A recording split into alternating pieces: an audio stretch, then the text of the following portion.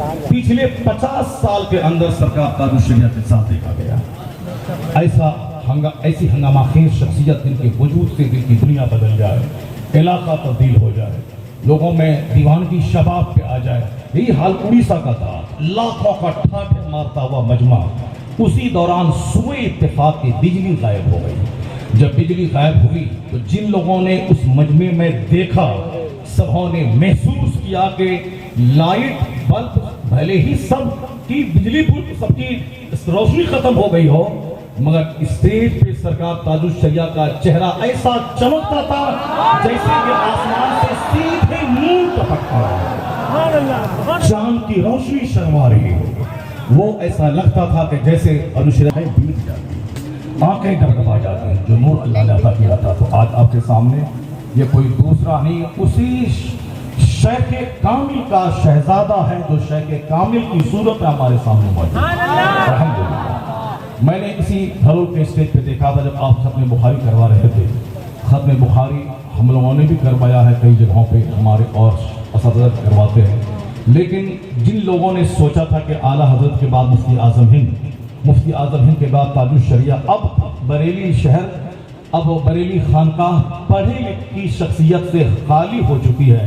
और ये शेख हैं, शहजादा हैं, बाप के नाम पर चलेंगे, चमकेंगे, खाएंगे, पिएंगे, वो सब हो जाएगा। बस सारी जिंदगी आराम से गुजर जाएगी, क्योंकि बाप की ज़मीन ही इतनी कुशादा है कि कुछ ना करें, सिर्फ खाएं, पिएं, सोएं, नमाज पढ़ें, तो भी आराम से लाखों में, अरबों में, करोड़ों में खेलेंगे। क्योंकि 10 करोड़ कमोबेश जिनके मुरीद हों, 1 रुपया भी शेख कामिल के पाँव में अगर मुरीद डाले तो हर साल 10 करोड़ का एक बहुत बड़ा ज़ख़ीरा जमा हो जाएगा। खाने पीने आराम से रहने के लिए काफ़ी है बाप का नाम। लोगों ने कहा था बस शहजादा है, बाप लाजवाब है, शेख की मोहब्बत में लोग पाँव चूमेंगे, चेहरा चूमेंगे, मोहब्बत करेंगे। अब इल्म वगैरह तो है नहीं।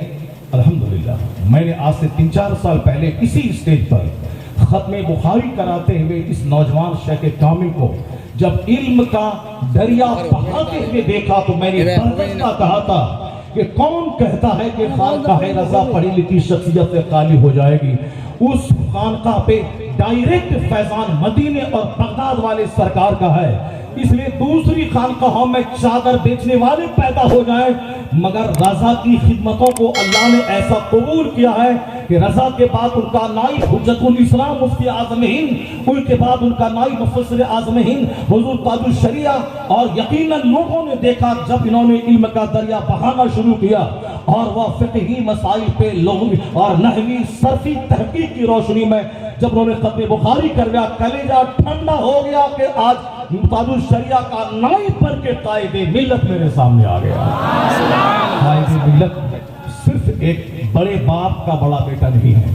बल्कि एक बड़े बाप का होनहार कामयाब बेटा। अल्हम्दुलिल्लाह, इल्म भी है, फज़्ल भी है, तक़वा भी है, तहारत भी है, नमाजों की पाबंदी भी है, सारी खूबियाँ मौजूद हैं। और सबसे बड़ी बात हमारा रहनुमा ऐसा हो जिसमें असरी समझ भी हो, जिसमें उखरवी नेमत दिलाने का जज्बा भी हो, जो हमें जन्नती भी बनाए और दुनिया में भी बुज़दिली से बचाए। मैंने गाहे बगाहे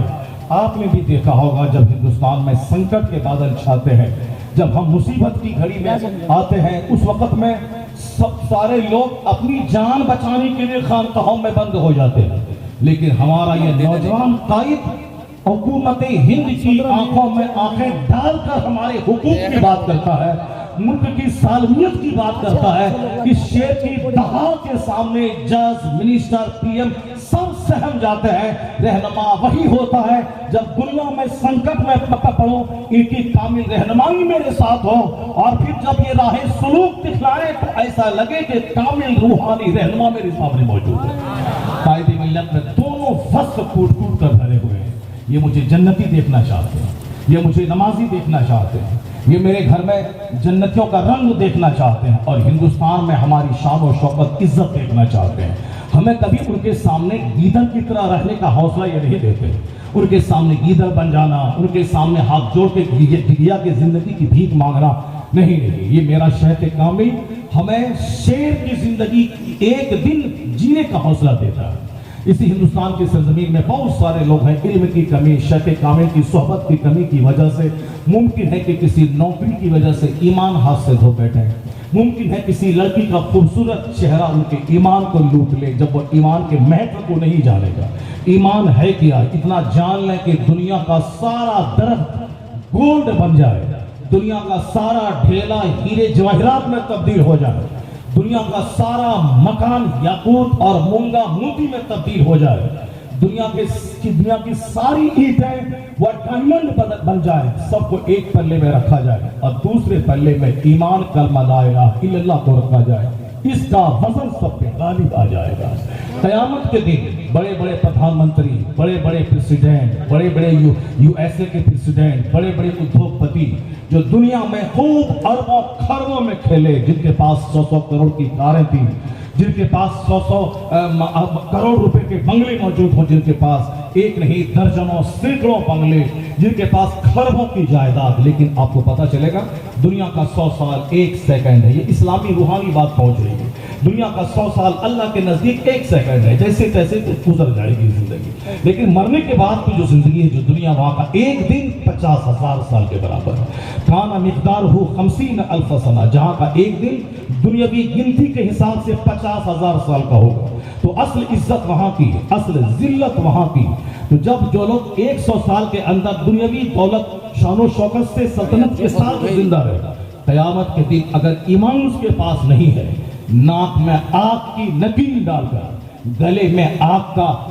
کا ڈورا ڈال کر، پاؤں میں آگ کی زنجیریں پہنا کر، ناک کے بل گھسیٹ کر اس کو جہنم کی آگ میں ڈالا جائے گا۔ جو دنیا میں اینٹ ٹھو کے ایمان بچایا، جو دنیا میں مزدوری کر کے ایمان بچایا ہو، جو پاؤں ڈھکتا ہو تو سر کھل جاتا ہو، جو سر ڈھانپتا ہو تو پاؤں کھل جاتا ہو، جو جی بھر کے دنیا میں گوشت روٹی نہیں کھایا ہو، جو جی بھر کے دنیا میں اچھا کپڑا نہ پہنا ہو لیکن ایمان بچایا ہو، دیہات میں رہا ہو، شہر کا منہ نہ دیکھا ہو مگر ایمان بچایا ہو، جس نے اپنے بال بچوں کو قاعدے سے پھل فروٹ نہ دیا ہو مگر ایمان بچایا ہو، جس کے پاس تنگیاں تھیں کہ کرائے کے گھر میں ساری زندگی گزار دی مگر ایمان بچایا ہو، یہ لوگ جب کھرب پتیوں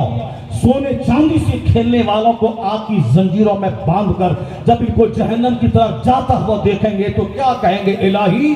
تیرا کروڑوں احسان کہ تو نے دنیا نہیں دی آخرت کی رسوائی سے بچا لیا۔ وہاں پتا چلے گا کہ ایمان کتنی بڑی دولت ہے، ایمان کا مہتو کتنا ہے۔ یہ دنیا میں مصیبت سے گھبرا گئے، چند دن مصیبت آئی گھبرا گئے، غریبی آئی گھبرا گئے، کاروبار گھٹا رونے لگے۔ دولت کی وجہ سے نہ رویا جائے جب نماز چھوٹنے لگے تب رویا جائے، جب نماز لگاتار تازہ ہونے لگے اس پہ آنسو بہایا جائے، جب گناہ زیادہ ہونے لگے اس پہ آنسو بہایا جائے۔ حج مبرور کی پہچان ہے کہ حاجی جب لوٹے مکہ سے تو وہ پہلے سے بدل گیا ہو، یہ حج مبرور کی علامت ہے۔ حج مبرور کا بدلہ صرف جنت ہے، باقی کچھ نہیں۔ حج مبرور سے پہلے کے سارے گناہ مٹ جاتے ہیں، البتہ جو بندوں کے حقوق سے ریلیٹڈ گناہ ہے اس کو تو ادا کرنا ہوگا، جو نمازیں قضا ہو گئی ہیں اس کو تو پڑھنا پڑے گا، اس کے علاوہ جو گناہ ہیں اللہ رب العزت اپنی فضل سے معاف فرما دیتا۔ حج مبرور کا بدلہ جنت ہے، لیکن یہ تو قیامت کے دن پتہ چلے گا کہ حج کس کا قبول ہوا کس کا نہیں ہوا۔ جب ایک آدمی حرام مال سے ناپاک ارادے سے کہ 2 4 10 50 گاڑی مجھ کو سی آف کرنے جائے، 50 گاڑی مجھ کو وہاں سے ریسیپشن کرنے کے لیے جائے، گلے میں مالا ہو، ہزاروں آدمی آگے پیچھے ہو، اور پھر چاہے قیامت کے دن حج کا بدلہ جنت ملے نہ ملے، ابھی پتہ چل جائے سارے علاقے والوں کو میں حج کے لیے گیا ہوں۔ ناپاک ارادہ اور ناپاک مان سے جب بندہ احرام باندھتا ہے اور کہتا ہے لبیک اللہم لبیک، حدیث میں آیا ہے فَيُنَادِي مُنَادٍ مِّنَ السَّمَاءِ، آسمان سے ایک منادی آواز لگاتا ہے لا لبیک ولا سعدیک زادک حرام وحجک مردود، یعنی لبیک قبول نہیں ہے، تیرا زادِ سفر حرام کا ہے۔ تم نے لوگوں سے بھیک مانگی ہے حج کے لیے، حج کے لیے سوال کرنا حرام ہے۔ تم نے لوگوں سے کہا ہے کہ میں اس بار حرمین طیبین کی حاضری کے لیے جا رہا ہوں، انعام دیجیے تاکہ مدینے میں بسکٹ کھاؤں گا میں۔ تم یہی کہنا چاہا ہے کہ میں حرمین طیبین جا رہا ہوں، شہرت کا ناپاک جذبہ نہیں۔ نماز فرض ہے میں پڑھ رہا ہوں، حج مجھ پر فرض ہوا ہے میں ادا کرنے جا رہا ہوں۔ نماز پڑھنے کے لیے مسجد میں 50 گاڑی کے ساتھ بندہ نہیں جاتا ہے، حج فرض ہوا مجھے ادا کرنا ہے، یہ احساس دل میں ہونا چاہیے پاک مال سے۔ ناپاک مال اور غلط ارادہ ہو تو حج ان کے چہرے پہ مار دیا جاتا ہے، دنیا میں حاجی کہلا گئے، اللہ کے نزدیک اس حج کا کوئی اعتبار نہیں ہے۔ لیکن اگر کوئی فرض ادا کرنے کے لیے اخلاص کے ساتھ پاک مال سے جاتا ہے اور احرام باندھ کے لبیک کہتا ہے تو آواز آتی ہے، جاؤ زاد کا حلال و حج کا مبرور، تیرا زاد سفر حلال کا ہے، تیرا حج مقبول ہے، اور حج مبرور کا بدلہ جنت ہے۔ یہ تو قیامت کے دن پتہ چلے گا کہ حج مبرور ہوا کہ نہیں ہوا، حج مقبول ہوا کہ نہیں ہوا، لیکن دنیا میں اس کی کچھ علامت ہے، کچھ پہچان ہے، کچھ اس کے آثار ہے، کچھ اس کے سائنس ہے دنیا میں، تاکہ پہچانوں کہ ان کا حج قبول ہو گیا، یعنی جو حرمین سے لوٹنے کے بعد سافٹ ہو گیا، سب سے پہلی نشانی گھمنڈ ان کے سینے سے دور ہو گیا، وہ بالکل نرم ہو گیا، بولی میں کڑی کڑواہٹ تھی پہلے، اب نرمی آ گئی،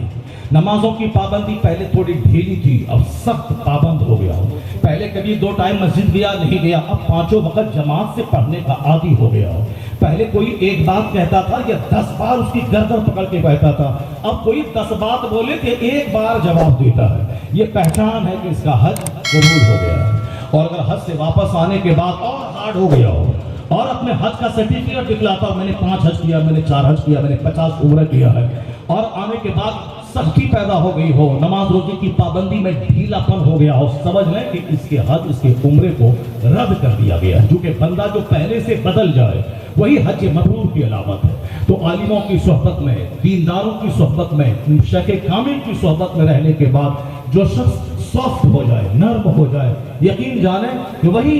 صحیح صحبت سے فائدہ حاصل کرے گا۔ سرکار تاج الشریعہ اس شیخ کامل کا نام ہے کہ جن کی صحبتوں میں رہ کر بے شمار اجڑے دل آباد ہوئے، جن کی صحبت میں رہ کر بے شمار لوگوں نے علم کا شوق اپنے سینے میں محسوس کیا۔ میں کہہ رہا تھا کہ میرا شیخ کامل وہ شیخ کامل تھا جو ایسا جمع سال شہزادہ کو چھوڑ کے مجھے دوسروں کے سامنے بھیک مانگنے کے لیے نہیں چھوڑا، ہمیں دوسروں کے سامنے شیر کی طرح جینے کا حوصلہ دیا ہے۔ ٹیپو سلطان جیسا مجاہد اسی ہندوستان میں پیدا ہوا تھا، جب تک وہ زندہ رہا انگریزوں کے پاؤں کو زمین پر جمنے نہیں دیا ہندوستان۔ 1799 کا زندگی کا آخری دن ان کا تھا جب غداروں نے غداری کی، انہوں نے نمک حرامی کی اور انگریزوں کو واٹر ٹینک کی دیوار کی کمزوری کا نقشہ دکھلایا۔ صبح کے ٹائم میں فوج سوئی رہے، اس وقت اس واٹر ٹینک کے راستے سے اٹیک کریں گے تو دیوار کمزور ہے، ٹوٹ جائے گی، پھر پورے سرنگا پٹنم پہ آپ کا اقتدار قائم ہو جائے گا، یعنی حیدر علی کا بیٹا مغلوب ہو جائے گا، آپ غالب ہوں گے۔ اسی وقت میں انگریزوں نے اٹیک کیا۔ جب فوج اندر فصیل کے اندر داخل ہوئی تو کسی نے آ کے کہا کہ اب تو قبضہ انگریزوں کا آپ کی سلطنت پہ ہو گیا، آپ سرنڈر کر جائیں، ہتھیار ڈال دیں، تاکہ آپ کو وہ ہر مہینے 2-4 لاکھ روپے دیتا رہے گا، آرام سے کھا پی کے زندگی گزار لیں گے۔ ٹیپو سلطان سنت غیر مؤکدہ کی بھی پابندی کرنے والا ٹیپو سلطان، میدان جنگ میں نماز پنجگانہ پابندی سے پڑھنے والا ٹیپو سلطان، اولیاء صالحین سے بے پناہ عقیدت رکھنے والا ٹیپو سلطان، مسلک اہل سنت و جماعت کی رسی کو مضبوطی سے تھامنے والا ٹیپو سلطان، اس نے کہا تھا تم مجھے بزدل کی طرح جینے کا آدیش دے رہا ہے کہ میں ساری زندگی ان کے رحم و کرم پہ زندہ رہوں۔ انہوں نے کہا تھا کہ